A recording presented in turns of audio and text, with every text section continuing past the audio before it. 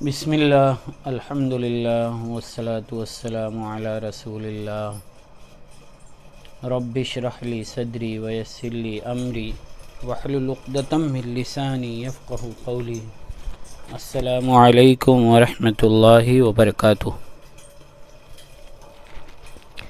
سیرت کے آج کے درس میں ہم انشاءاللہ اللہ کے رسول صلی اللہ علیہ وسلم نے اور بھی جو خطوط روانہ کیے تھے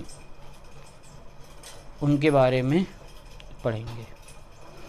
رسول اکرم صلی اللہ علیہ وسلم نے ذوالقعدہ 8 ہجری میں شاہان عمان جعفر اور اس کے بھائی عبد کے نام ایک نامہ مبارک لکھا۔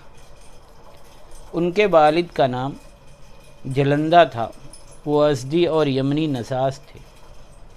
عمان اور اس کے گرد و نواح کے حاکم تھے، مذہباً عیسائی تھے۔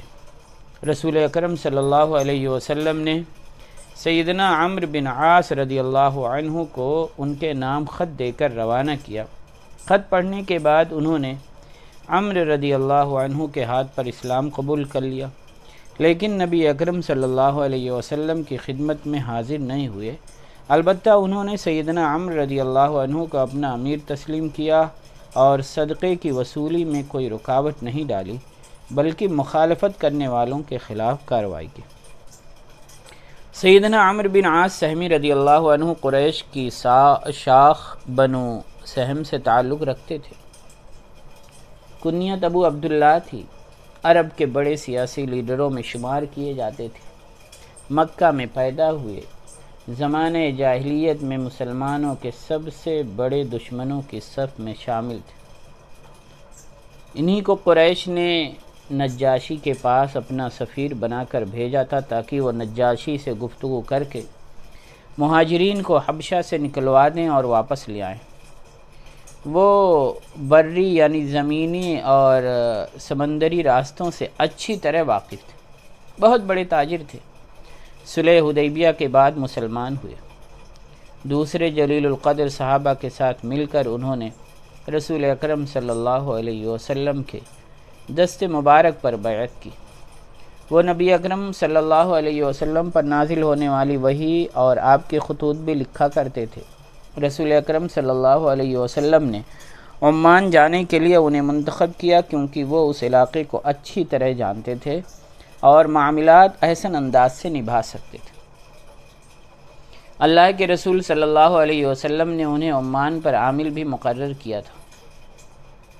وہ رسول اکرم صلی اللہ علیہ وسلم کی وفات تک وہیں مقیم رہے۔ انہوں نے 43 ہجری میں وفات پائی۔ رسول اکرم صلی اللہ علیہ وسلم نے شاہان عمان جعفر اور عبد کے نام جو خط تحریر فرمایا اس کا ترجمہ کچھ اس طریقے سے ہے۔ بسم اللہ الرحمن الرحیم، محمد بن عبداللہ کی طرف سے جلندہ کے دونوں بیٹوں جعفر اور عبد کے نام، سلامتی اسی کے لیے ہے جو ہدایت کا پیروکار بنے۔ اما بعد، میں تم دونوں کو اسلام کی دعوت دیتا ہوں۔ تم اسلام قبول کر لو، سلامت رہو گے۔ میں تمام لوگوں کی طرف اللہ کا رسول ہوں تاکہ زندوں کو ڈراؤں اور کافروں پر حق بات واضح ہو جائے۔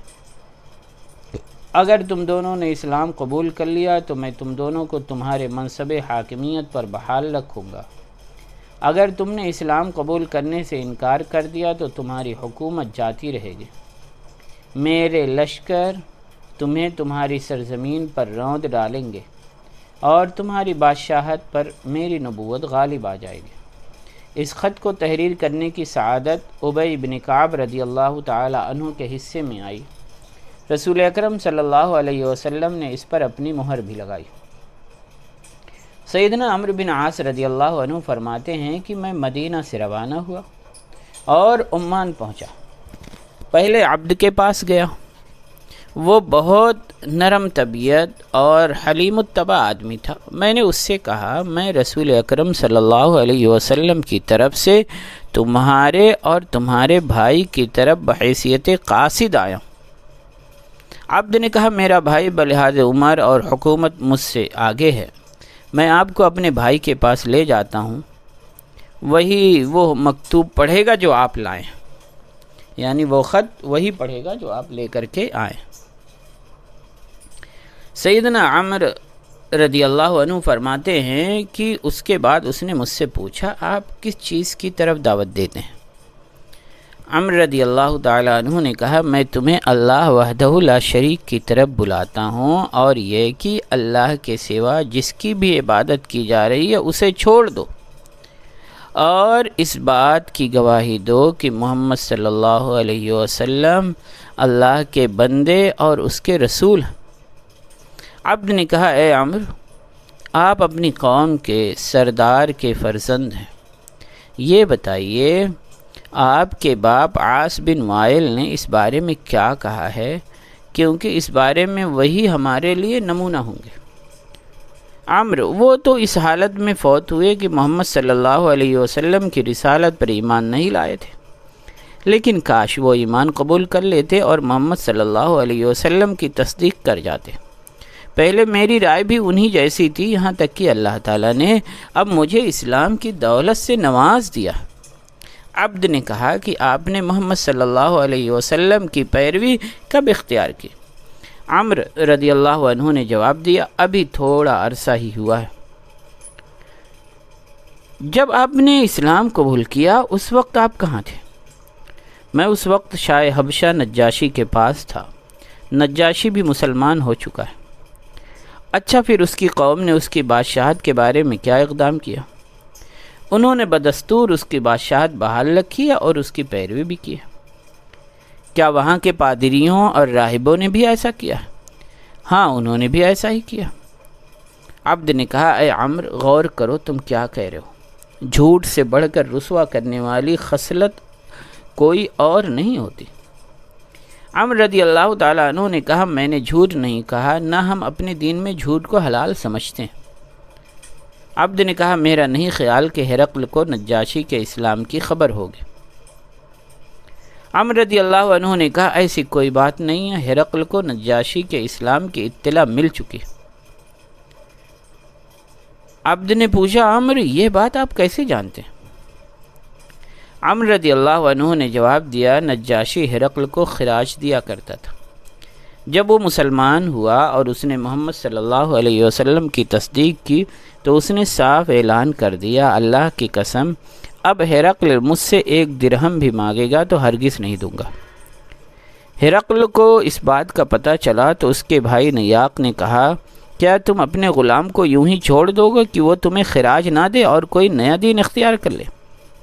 ہرقل نے کہا اس نے اپنے لیے ایک دین پسند کیا اور اسے اختیار کر لیا، اب میں اسے کیا کہہ سکتا ہوں؟ اللہ کی قسم اگر مجھے اپنی سلطنت کے چھن جانے کا خدشہ نہ ہوتا تو میں بھی وہی عمل کرتا جو اس نے کیا ہے۔ عبد نے کہا عمر پھر غور کر لیجیے آپ کتنی بڑی بات کہہ رہے ہیں۔ عمر رضی اللہ عنہ نے کہا اللہ کی قسم میں نے جو کچھ کہا ہے وہ بالکل سچ ہے۔ عبد نے پوچھا اچھا اب یہ بتائیے کہ محمد صلی اللہ علیہ وسلم کس بات کا حکم دیتے ہیں، کس بات سے روکتے ہیں؟ عمر رضی اللہ عنہ نے کہا محمد صلی اللہ علیہ وسلم اللہ تعالیٰ کی اطاعت کا حکم دیتے ہیں اور اس کی نافرمانی سے منع کرتے ہیں۔ آپ نیکی اور صلہ رحمی کی تاکید فرماتے ہیں، ظلم و زیادتی، زنا، شراب نوشی، بت پرستی اور صلیب کی پوجا سے منع کرتے ہیں۔ عبد نے کہا یہ کتنا اچھا دین ہے جس کی طرف وہ بلاتے ہیں، اگر نبی اکرم صلی اللہ علیہ وسلم کی اتباع پر میرا بھائی مجھ سے اتفاق کر لے تو ہم ان کے پاس جائیں، ان پر ایمان لائیں، ان کی تصدیق کریں، لیکن میرا بھائی اپنی حکمرانی پر ریجھ گیا ہے، وہ حکومت نہیں چھوڑے گا۔ عمر رضی اللہ عنہ نے کہا اگر وہ اسلام قبول کر لے تو رسول اکرم صلی اللہ علیہ وسلم اسے اس کی قوم پر بدستور بحیثیت حاکم برقرار رکھیں گے، البتہ وہاں کے مالداروں سے صدقہ وصول کریں گے اور انہی کے غریبوں میں تقسیم کر دیں گے۔ عبد ارے واہ یہ تو بڑا اچھا اخلاق ہے، لیکن یہ صدقہ کیا ہوتا ہے؟ سیدنا عمرو بن عاص رضی اللہ عنہ فرماتے ہیں کہ میں نے اپنے میں نے اسے مختلف اموال میں رسول اکرم صلی اللہ علیہ وسلم کے مقرر کیے ہوئے صدقات کی تفصیل بتائی، اور جب مویشیوں کی باری آئی تو اس نے کہا، اے عمرو، کیا ہمارے ان مویشیوں میں سے بھی صدقہ لیا جائے گا جو خود ہی چر لیتے ہیں اور چشموں سے پانی پی لیتے ہیں؟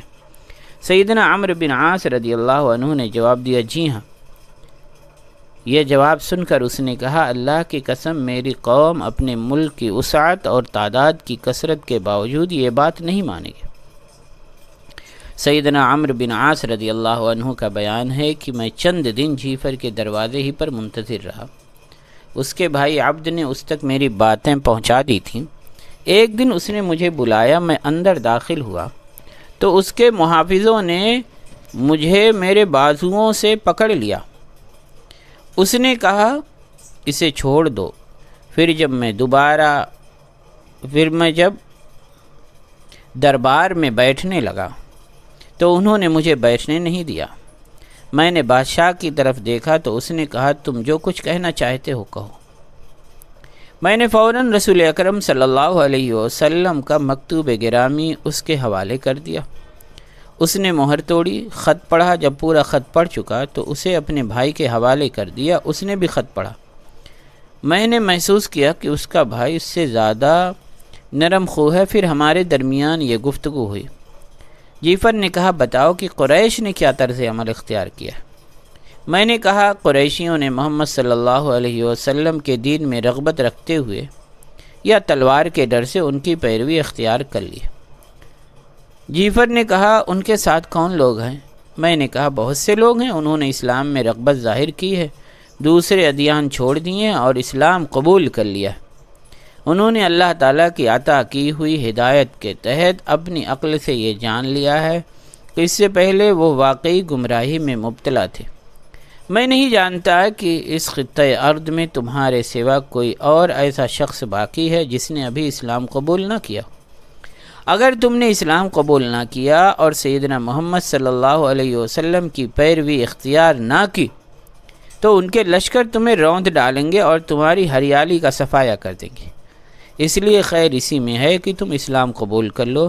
اس صورت میں رسول اکرم صلی اللہ علیہ وسلم تمہیں ہی تمہاری قوم کا حکمراں بنا دیں گے۔ پھر تمہاری طرف نہ گھڑ سوار آئیں گے نہ پیادے لشکر، تم بالکل امن اور سلامتی کے ساتھ رہو گے۔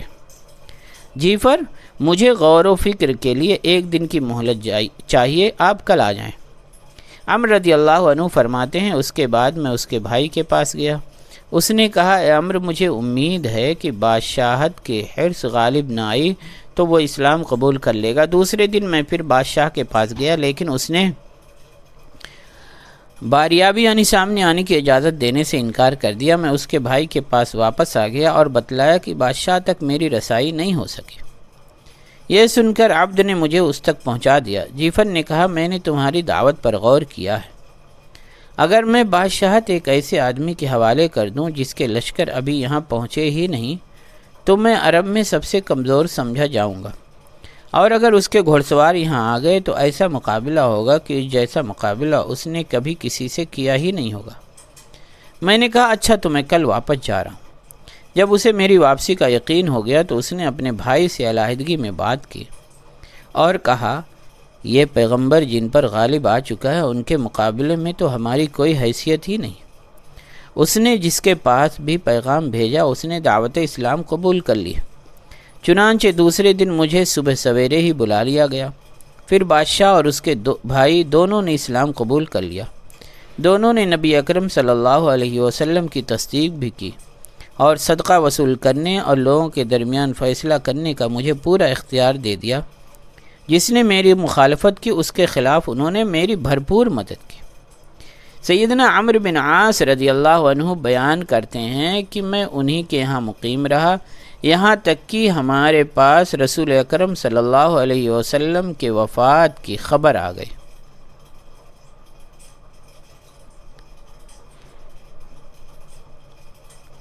سیدنا عمرو بن عاص رضی اللہ عنہ جلندہ کے بیٹے کے پاس پہنچے اور فرمانے لگے، یعنی دوسری کتاب میں ہے یہ الروض الانف میں، کہ اے ابن جلندہ، ہر چند تم ہم سے دور ہو لیکن اللہ سے دور نہیں۔ جس تنہا ذات نے تمہیں پیدا کیا ہے وہ اس بات کی مستحق ہے کہ صرف اسی اکلوتی قادر مطلق ہستی کی عبادت کی جائے اور کسی کو اس کی عبادت میں شریک نہ کیا جائے، کہ اس نے بھی تمہیں پیدا کرنے میں کسی کو ساتھ نہیں لیا۔ جان لو جس نے تمہیں زندگی دی ہے وہی تمہیں موت دے گا، وہی تمہیں دوبارہ پیدا کر دے گا جس نے تمہیں پہلی بار پیدا کیا ہے۔ لہذا تم اس امی نبی کے بارے میں غور کرو جو دنیا اور آخرت دونوں کی بھلائی لے کر آئیں۔ اگر ان کا مقصد کوئی دنیاوی لالچ ہے یا ان کی کوئی ذاتی تمنا ہے تو بے شک ان پر ایمان نہ لاؤ۔ ان کے پیغام پر پھر غور کرو، کیا یہ اس طرح کا پیغام اور کلام ہے جو عوام الناس لائیں؟ اگر تمہیں یہ محسوس ہو کہ یہ پیغام عام لوگوں کی خبروں کی طرح ہے تو سیدنا محمد صلی اللہ علیہ وسلم کے بارے میں ان لوگوں سے پوچھو اور تحقیق کرو جنہوں نے آپ کو دیکھا ہے، اور اگر تمہیں مشابہت نہ لگے تو پھر جو کچھ رسول اکرم صلی اللہ علیہ وسلم فرماتے ہیں اسے قبول کر لو اور ان کی وعیدوں سے ڈرو۔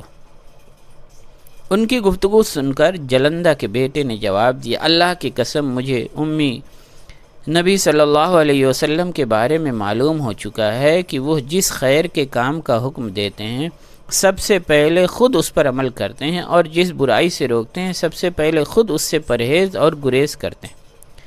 یہ بھی پتہ چلا ہے کہ جب وہ غالب اور فتح یاب ہوتے ہیں تو اتراتے نہیں، اور جب مغلوب ہوں تو واویلا نہیں کرتے۔ وہ عہد و پیمان کی خوب پاسداری کرتے ہیں اور پردہ پوشی فرماتے ہیں، یہاں تک کہ صاحب راز کو بھی اس بارے میں کچھ نہیں بتا دے۔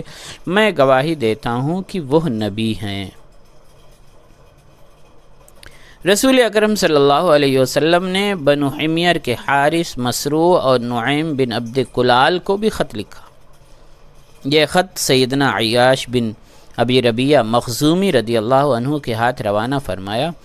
ان کی کنیت ابو عبد الرحمن تھی۔ یہ رسول اکرم صلی اللہ علیہ وسلم کے دار ارقم منتقل ہونے سے پہلے ہی مسلمان ہو گئے تھے۔ انہوں نے حبشہ کی طرف ہجرت کی تھی، اس کے بعد یہ مکہ لوٹ آئے تھے اور انہوں نے مدینہ کی طرف ہجرت کا اعزاز بھی حاصل کیا تھا۔ جنگ یرموک میں شہادت سے سرفراز ہوئے۔ رسول اکرم صلی اللہ علیہ وسلم نے ملوک حمیر کو جو خط بھیجا اس کا ترجمہ کچھ اس طریقے سے ہے: بسم اللہ الرحمن الرحیم، حارث، مسروع اور نعیم بن عبد کلال حمیری کے نام، تم اللہ اور اس کے رسول پر ایمان لے آؤ اور اس بات کی گواہی دو کہ اللہ ایک ہے، اس کا کوئی شریک نہیں، تم سلامت رہو گے۔ اللہ تعالیٰ نے موسیٰ علیہ السلام کو معجزات دے کر بھیجا اور عیسیٰ علیہ السلام کو اپنے کلمے کے ذریعے پیدا فرمایا، لیکن یہودیوں نے کہا عزیر اللہ کے بیٹے ہیں، اور عیسائیوں نے کہا اللہ تین میں سے تیسرا ہے، اور عیسیٰ اللہ کے بیٹے ہیں۔ نعوذ باللہ من ھذا القول۔ جب رسول اکرم صلی اللہ علیہ وسلم نے سیدنا عیاش رضی اللہ عنہ کو رخصت کیا تو انہیں بڑے خوبصورت انداز میں یہ نصیحت فرمائی کہ جب تم وہاں پہنچو تو رات کے وقت ان کے پاس نہ جانا، صبح کا انتظار کرنا، پھر اچھی طرح وضو کر کے 2 رکعت نماز ادا کرنا، اللہ تعالیٰ سے کامیابی اور قبولیت کی دعا کرنا، اللہ تعالیٰ کی پناہ مانگنا۔ یہ میرا خط دائیں ہاتھ سے لو، دائیں ہاتھ ہی سے ان کے دائیں ہاتھ میں دے دینا، وہ قبول کر لیں گے۔ پھر ان کے سامنے سورہ بینہ یعنی لم یکن الذین کفروا من اہل الکتاب پڑھنا، تلاوت کے بعد کہنا کہ محمد صلی اللہ علیہ وسلم اللہ پر ایمان لا چکے ہیں، میں بھی سب سے پہلے ایمان لانے والوں میں شامل ہوں۔ تمہارے خلاف ہر دلیل باطل ہو جائے گی اور ہر مزین خط بے رونق ہو جائے گا۔ وہ لوگ تمہارے سامنے خط پڑھیں گے، جب وہ اپنی زبان اور لہجے میں پڑھ چکے تو ان سے کہنا کہ اب تم لوگ اس کا ترجمہ کرو، اور اس وقت تم کہنا مجھے اللہ ہی کافی ہے۔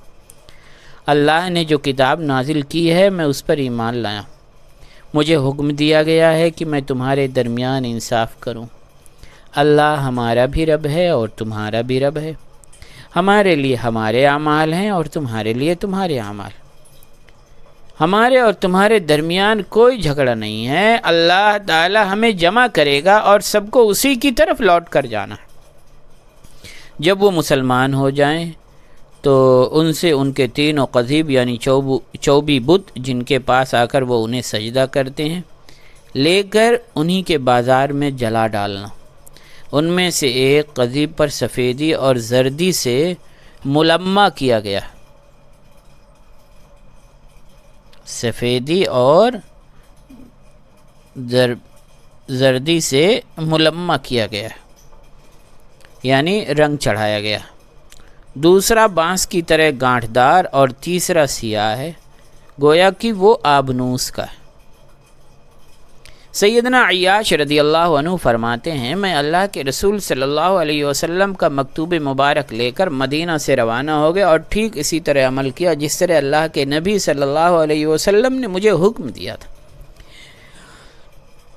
جب میں ملوک حمیر کے دربار میں پہنچا تو کیا دیکھتا ہوں کہ لوگوں نے خوب زیب و زینت کا اہتمام کیا ہے، اپنے آپ کو بہت آراستہ کر رکھا ہے۔ میں چلتا رہا تاکہ انہیں قریب سے دیکھوں۔ وہاں 3 محل تھے، ان کے دروازوں پر بڑے بڑے پردے لٹک رہے تھے۔ میں نے بیچ کے دروازے کا پردہ اٹھایا اور اندر داخل ہو گیا۔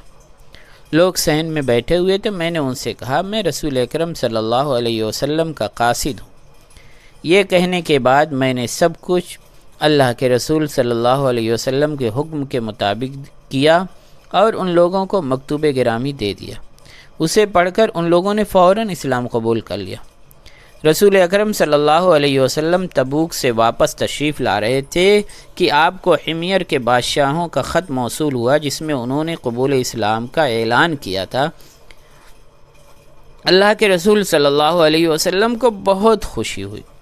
آپ نے انہیں دین سکھانے کے لیے ان کی طرف اپنے کچھ صحابہ کو روانہ فرمایا۔ معاذ بن جبل رضی اللہ عنہ کو ان کا امیر مقرر فرمایا اور انہیں اہل حمیر کے بارے میں چند وصیتیں فرمائی۔ آپ نے انہیں ایک خط بھی دیا جس میں اوامر و نواہی اور بعض دوسرے مسائل درج تھے۔ اس مکتوب گرامی میں آپ نے اپنے بھیجے ہوئے صحابہ کے ساتھ حسن سلوک کا حکم دیا۔ اس نام مبارک کی برکت سے وہاں سب لوگ مسلمان ہو گئے اور انہوں نے شرک سے پکی توبہ کر لی۔ الحمدللہ۔ اللہ کے رسول صلی اللہ علیہ وسلم نے اقسم بن صیفی کو بھی مکتوب مبارک بھیجا تھا۔ اس کا ترجمہ کچھ اس طریقے سے ہے، بسم اللہ الرحمن الرحیم، محمد رسول اللہ صلی اللہ علیہ وسلم کی طرف سے اقسم بن صیفی کی طرف میں تمہیں مخاطب کرتے ہوئے اللہ تعالیٰ کی حمد بیان کرتا ہوں۔ اللہ تعالیٰ نے مجھے حکم دیا ہے کہ میں خود بھی لا الہ الا اللہ کہوں اور لوگوں کو بھی اسی کلمے پر ایمان لانے کا حکم دوں۔ ساری کائنات اللہ تعالیٰ ہی نے پیدا کی ہے اور حکم بھی تمام تر اسی کا ہے۔ اسی نے پیدا کیا ہے، وہی موت دے گا، وہی دوبارہ سب کو اکٹھا کرے گا اور اسی کی طرف لوٹنا ہے۔ میں نے تمہیں پچھلے انبیاء اور رسولوں کی تعلیمات بتائی ہیں، تم خبر عظیم کے بارے میں پوچھتے ہو، تم تھوڑے ہی عرصے بعد اس کی حقیقت اچھی طرح جان جاؤ گے۔ اقسم بن صیفی اہل حجاز کی مشہور و معروف شخصیات میں سے ہے۔ اس کا تعلق بنو سعد بن زید سے تھا۔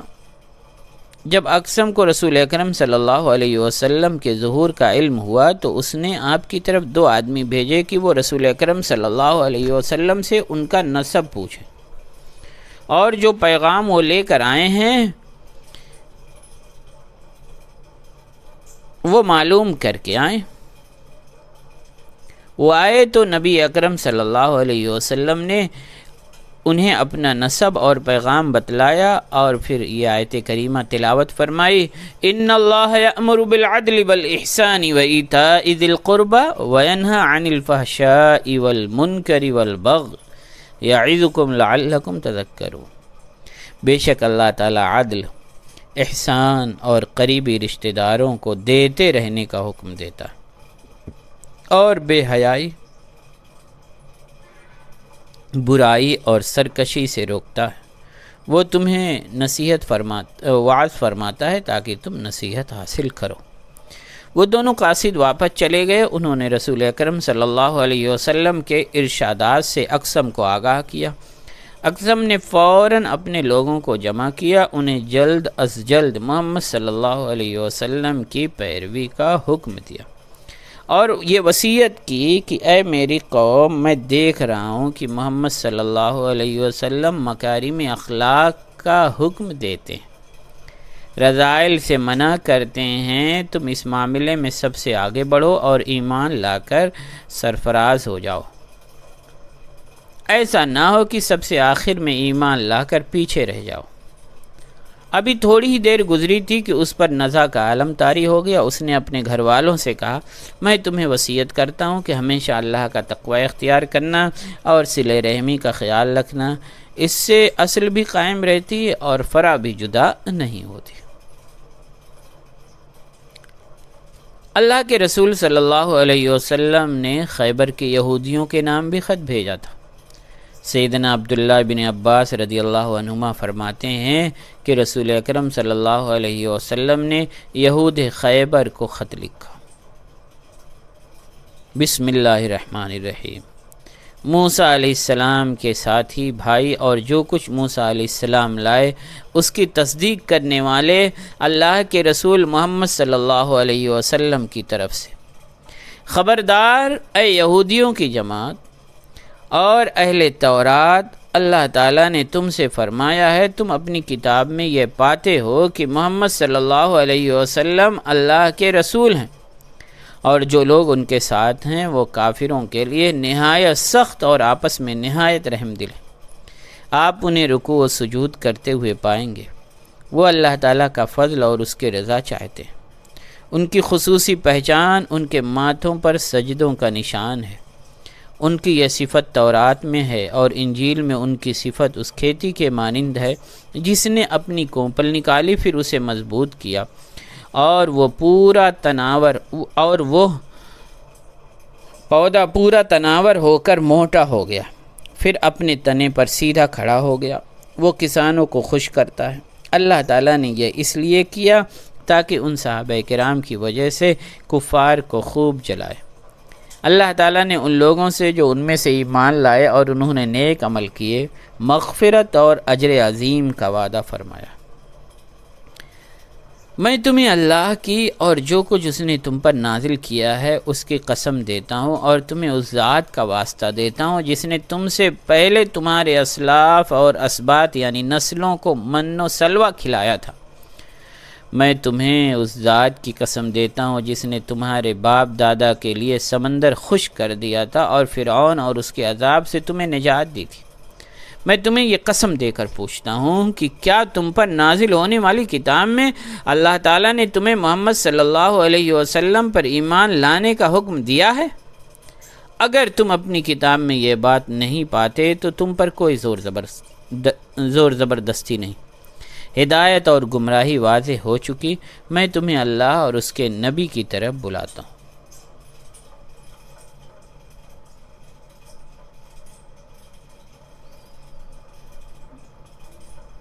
اللہ کے رسول صلی اللہ علیہ وسلم نے رومی پادری زغاتر کی طرف بھی دحیہ کلبی رضی اللہ عنہ کے ہاتھوں دعوتی خط ارسال فرمایا۔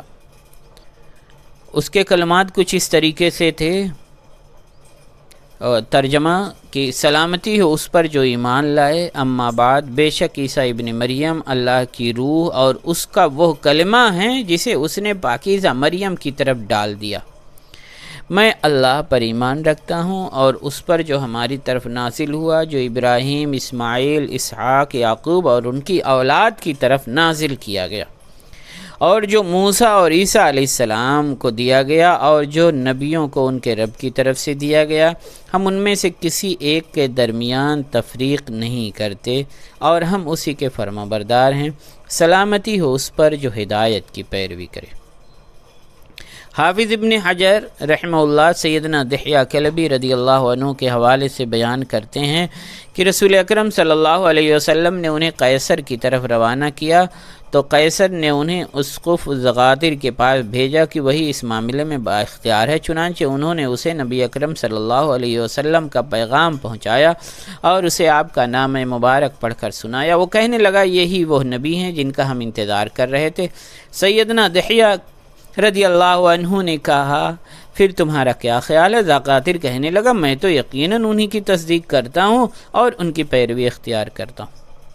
دوسری روایت میں ہے کہ جب دحیہ رضی اللہ عنہ ہرقل کے پاس اللہ کے رسول صلی اللہ علیہ وسلم کا نام مبارک لے کر گئے تو ہرقل نے سیدنا دحیہ رضی اللہ عنہ کو کہا آپ کا کیا خیال ہے؟ اللہ کی قسم مجھے یقین ہے آپ جن کی بات کر رہے ہیں وہ اللہ تعالیٰ کی طرف سے مبعوث نبی ہیں، یقیناً ہم انہی کے بارے میں منتظر تھے اور انہی کو اپنی کتابوں میں پاتے تھے، لیکن رومیوں سے مجھے جان کا خطرہ ہے۔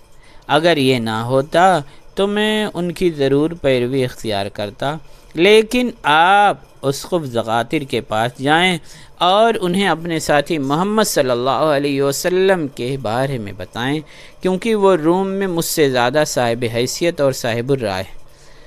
چنانچہ دحیہ رضی اللہ عنہ زغاتر کے پاس آئے اور انہیں نبی اکرم صلی اللہ علیہ وسلم کا پیغام پہنچایا تو وہ کہنے لگا اللہ کی قسم آپ کے ساتھی اللہ کی طرف سے مبعوث نبی ہیں، ہم انہیں ان کے نام اور صفات سے جانتے ہیں۔ پھر زغاتر نے اپنے کپڑے تبدیل کیے، سفید لباس پہنا، پھر رومیوں کے پاس گیا اور اس نے نبی اکرم صلی اللہ علیہ وسلم کے بارے میں سچائی کی گواہی دی تو رومیوں نے زغاتر پر حملہ کیا اور اسے شہید کر دیا۔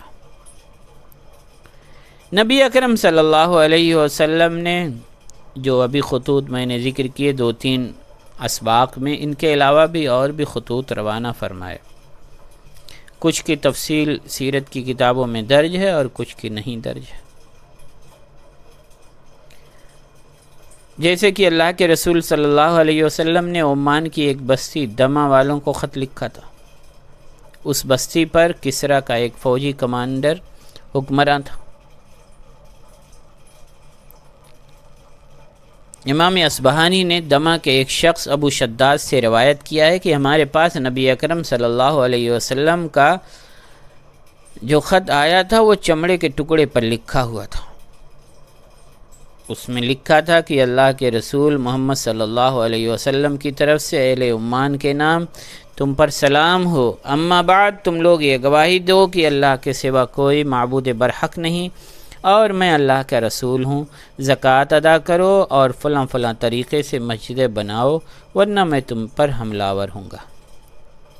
ابو شداد کا کہنا ہے کہ ہمیں کوئی ایسا شخص نہیں ملا جو ہمیں آپ کا نام مبارک پڑھ کر سناتا۔ آخر کار ایک سیاہ غلام ملا جس نے وہ خط پڑھ کر سنایا۔ رسول اکرم صلی اللہ علیہ وسلم نے ایک شخص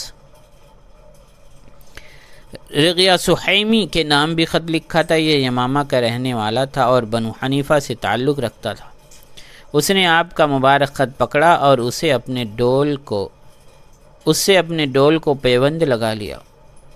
اس نے مکتوب مبارک میں لکھے ہوئے ارشادات کی کوئی پرواہ نہ کی۔ رسول اکرم صلی اللہ علیہ وسلم نے اس کی طرف ایک فوجی دستہ بھیجا جس نے اس کا سارا مال اور اہل و عیال قابو کر لیے۔ وہ بڑی ندامت کے ساتھ مدینہ منورہ پہنچا، بیعت اسلام کی اور اپنے اہل و عیال واپس لے گیا۔ رسول اکرم صلی اللہ علیہ وسلم نے یمامہ کے سردار مسیلمہ کذاب کے نام بھی ایک خط لکھا اور عمرو بن امیہ زمری رضی اللہ عنہ کے ہاتھ بھیجا۔ آپ نے اسے اسلام کی دعوت دی۔ کذاب مسیلمہ نے آپ کے مکتوب گرامی کا جواب دیتے ہوئے لکھا، اللہ کے رسول مسیلمہ کذاب کی طرف سے اللہ کے رسول محمد صلی اللہ علیہ وسلم کی طرف سلام علیک، اما بعد مجھے بھی آپ کے ساتھ رسالت میں شریک کیا گیا ہے۔ نصف زمین ہمارے لیے اور نصف قریش کے لیے، لیکن قریش ایک ایسی قوم ہے جو زیادتی کرتی ہے۔ یہ خط 2 قاصد لے کر آئے۔ جب رسول اکرم صلی اللہ علیہ وسلم کو یہ خط پڑھ کر سنایا گیا تو آپ نے قاصدوں سے پوچھا تم دونوں بھی وہی کہتے ہو جو وہ کہتا ہے؟ انہوں نے کہا ہاں۔ اللہ کے رسول صلی اللہ علیہ وسلم نے فرمایا اللہ کی قسم اگر یہ قانون نہ ہوتا کہ قاصدوں کو قتل نہیں کیا جا سکتا تو میں تم دونوں کی گردنیں اڑا دیتا۔ پھر رسول اکرم صلی اللہ علیہ وسلم نے مسیلمہ کو یہ جواب تحریر کرایا، بسم اللہ الرحمن الرحیم، اللہ کے رسول محمد صلی اللہ علیہ وسلم کی طرف سے مسیلمہ کذاب کے نام سلام ہو اس پر جو ہدایت کی پیروی کرے۔ اما بعد، بلا شبہ زمین اللہ کی ہے، وہ اپنے بندوں میں سے جسے چاہتا ہے اس کا وارث بناتا ہے، اور اچھا انجام متقین کے لیے۔ یہ نامہ مبارک اللہ کے رسول صلی اللہ علیہ وسلم نے 10 ہجری کے آخر میں زبیر بن عوام رضی اللہ عنہ کے بھائی صائب بن عوام رضی اللہ عنہ کے ہاتھ روانہ فرمایا، لیکن مسیلمہ بدستور اپنی ضد پر قائم رہا۔ اس نے سیدنا ابو بکر صدیق رضی اللہ عنہ کے دور خلافت میں بہت بڑا فتنہ برپا کیا، طرفین کا بھاری جانی نقصان ہوا۔ بالآخر ابو بکر رضی اللہ عنہ نے اس کا اور اس کے فتنے کا خاتمہ کر دیا۔ رسول اکرم صلی اللہ علیہ وسلم نے ایک خط بصرہ کے گورنر کو لکھا اور حارث بن عمیر ازدی رضی اللہ عنہ کے ہاتھ بھیجا۔ موتا میں شرحبیل بن عمرو غسانی نے انہیں روک کر گرفتار کر لیا، پھر انہیں بے دردی سے شہید کر دیا۔ ان کے علاوہ رسول اکرم صلی اللہ علیہ وسلم کا کوئی قاصد قتل نہیں کیا۔ انہی کی شہادت کا انتقام لینے کے لیے بعد میں غزوہ موتا برپا ہوا، جس کی تفصیل انشاءاللہ تعالی آگے کے درس میں ہم پڑھیں گے۔ نبی اکرم صلی اللہ علیہ وسلم نے بنو بکر بن وائل کو بھی ایک خط لکھا، وہ تھی مختصر۔ اس میں لکھا ہوا تھا کہ رسول اکرم صلی اللہ علیہ وسلم کی طرف سے بکر بن وائل کی طرف اسلام قبول کر لو، سلامت رہو گے۔ اس نامہ مبارک کو پڑھنے کے لیے انہیں کوئی شخص نہ ملا۔ آخر کار بنو طبیعہ کے ایک شخص نے انہیں یہ خط پڑھ کر سنایا۔ رسول اکرم صلی اللہ علیہ وسلم نے حمیر کے ایک قبیلے بنو عمرو کو خط لکھا اور انہیں اسلام کی دعوت دی۔ یہ خط تحریر کرنے کا شرف خالد بن سعید بن عاص رضی اللہ عنہ کو ملا۔ رسول اکرم صلی اللہ علیہ وسلم نے جریر بن عبداللہ رضی اللہ عنہ کو اپنا نامہ مبارک دے کر ذوالقلاع بن ناکور اور ذو عمر کی طرف بھیجا اور انہیں اسلام کی دعوت دی۔ یہ دونوں مسلمان ہو گئے، بلکہ ذوالقلاع کی بیوی دریبہ بنت ابرہہ بن صباح بھی مسلمان ہو گئے۔ رسول اکرم صلی اللہ علیہ وسلم نے معدی کرب بن ابرہہ کو خط لکھا اور یقین دلایا کہ اگر وہ مسلمان ہو جائے تو خولان کی سرزمین پر بدستور وہی حکمراں رہے گا۔ رسول اکرم صلی اللہ علیہ وسلم نے ایلا کے حکمراں یحنہ بن روبہ اور وہاں کے شرفاء و معززین کو بھی ایک نامہ مبارک ارسال فرمایا۔ اس کا متن کچھ اس طریقے سے ہے کہ تم سلامتی پالو، میں تمہارے سامنے اللہ تعالیٰ کی حمد کرتا ہوں جس کے سوا کوئی معبود برحق نہیں۔ مجھے اس وقت تک تم سے قتال نہیں کرنا تھا جب تک کہ میں تمہیں خط نہ بھیج دیتا۔ تم اسلام قبول کر لو یا جزیہ دو، اللہ اور اس کے رسول کی اور اس کے رسول کے سفیروں کی اطاعت کرو، ان سفیروں کی عزت کرو اور انہیں اچھے لباس دو، لیکن جنگی لباس نہ دینا۔ زید کو بھی عمدہ لباس دو، میرے قاصد راضی ہو جائیں گے تو سمجھو کہ میں بھی راضی ہو گیا۔ جزیے کی ادائیگی تو معلوم ہی، اگر تم چاہتے ہو کہ بر و بحر میں امن ہو جائے تو اللہ اور اس کے رسول کی اطاعت کرو۔ تم سے عرب و عجم کا ہر حق روک دیا جائے گا سوائے اللہ اور اس کے رسول کے حق کے۔ اگر تم نے ان سفیروں کو خوش کیے بغیر لوٹا دیا تو میں تم سے کوئی چیز نہیں لوں گا یہاں تک کہ تم سے قتال کروں، پھر میں تمہارے چھوٹے کو قید اور بڑوں کو قتل کروں گا۔ میں اللہ کا سچا رسول ہوں، میں اللہ، اس کی کتابوں، اس کے رسولوں پر اور مسیح ابن مریم پر ایمان رکھتا ہوں کہ وہ اللہ کا کلمہ ہے۔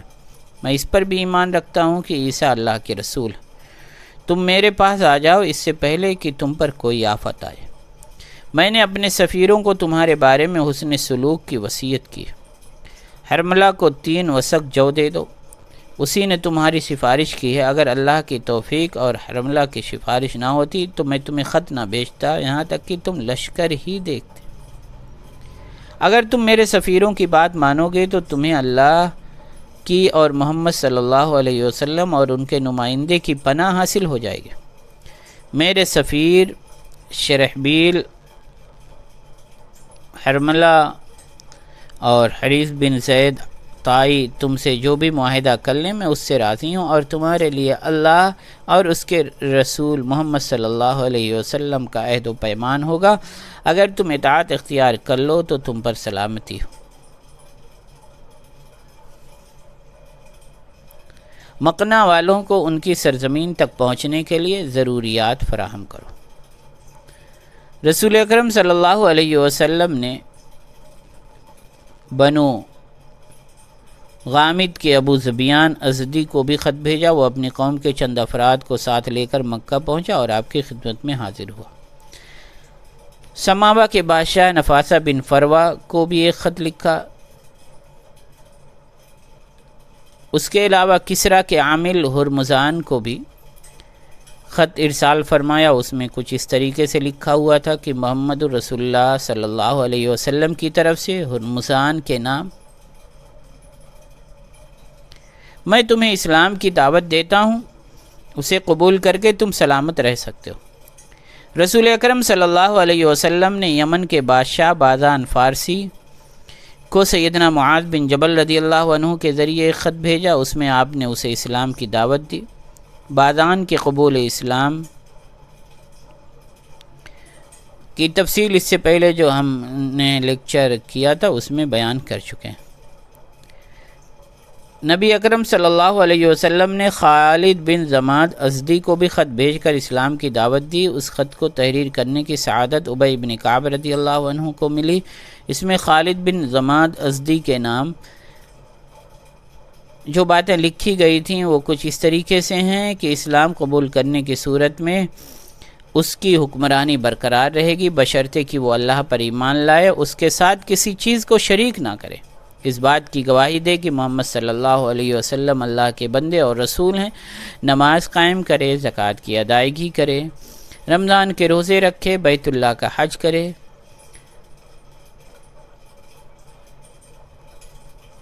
کسی بدعتی کو پناہ نہ دے، اسلام کے بارے میں شک نہ کرے، اللہ اور اس کے رسول کی خیر خواہی کرے، اللہ کے محبوب بندوں سے محبت کرے، اللہ کے دشمنوں سے نفرت کرے۔ نبی محمد صلی اللہ علیہ وسلم کے ذمے ہوگا کہ آپ اس کا ان تمام چیزوں سے دفاع کریں جن سے آپ اپنی جان، مال اور اہل و عیال کا دفاع کرتے ہیں۔ اگر خالد ازدی ان باتوں کو پورا کرے تو اس کے لیے اللہ اور اس کے رسول کا عہد و پیمان ہوگا۔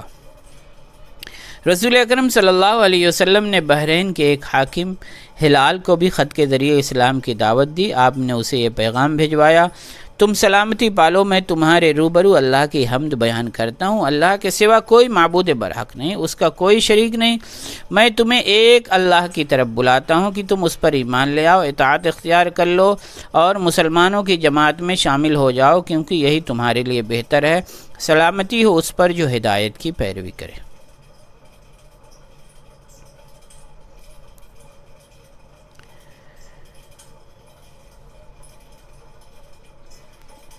اس سلسلے میں ایک کتاب لکھی گئی ہے محمود شید خطاب نے، یہ عربی کے رائٹر ہیں، انہوں نے سفراء النبی صلی اللہ علیہ وسلم اس پر ایک پوری کتاب ترتیب دی ہے، اور اس میں جتنے بھی سفیر تھے بھیجے گئے تھے اور جو وہ مکاتیب لے کر گئے تھے اس کے بارے میں پورا تفصیل سے انہوں نے ذکر کیا ہے۔ تو یہ تھی کچھ خطوط کی تفصیل جو اللہ کے رسول صلی اللہ علیہ وسلم نے الگ الگ بادشاہوں کے نام، حاکموں کے نام سمجھانے کے لیے بھیجے تھے، اور بہت سارے لوگوں کو بات سمجھ میں آئی بھی، اللہ کی طرف لوٹ بھی آئے بہت سارے لوگ۔ صرف خط ہی کے ذریعے سے کام ہو گیا، قتال نہیں کرنا پڑا۔ پھر انشاءاللہ تعالی اگلی کلاس میں ہم مدینہ کے کچھ حالات، جیسے کہ اللہ کے رسول صلی اللہ علیہ وسلم پر جادو کر دیا گیا تھا، اور بھی دوسری تفصیل انشاءاللہ تعالی پڑھیں گے۔ جزاک اللہ خیر۔ السلام علیکم ورحمۃ اللہ وبرکاتہ۔